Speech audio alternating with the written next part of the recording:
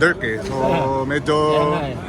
Isipin mo, may plano pa rin yung Panginoon kahit kinuhaan ako. Sa dami-daming pwedeng katabi ako pa. So, dami kong nakuha sa kanya. Dami kong natutunan sa kanya. And masaya ako na kahit pa paano medyo kasama yung pakiramdam ko. So, split time. Bawi naman yung Panginoon sa akin. So, hindi ko akalain na katabi kami. So, ang bait. Sinabi niya sa akin lahat. Tips, lahat. Tatanong nga sila, sabi ko hindi ko sasabihin. Akin lang muna. Sinabi mo, PBA player ka.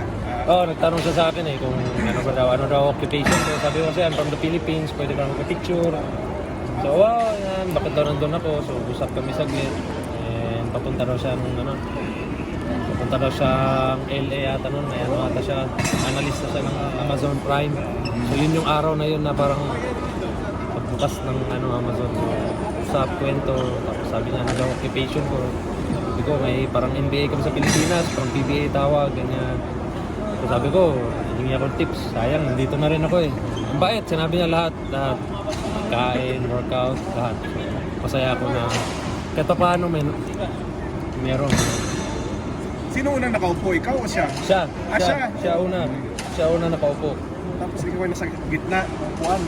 Hindi, parang ata ng Philippine American Airlines, parang first class. Dalawa-dalawa lang yung upuan.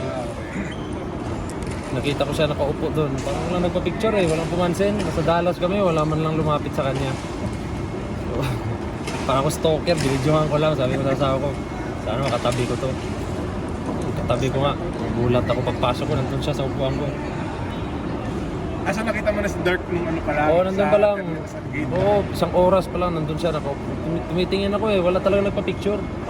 Gulat talaga ako, wala nagpa-picture. So, pagpasok ko doon na. Advantage ko na yung picture.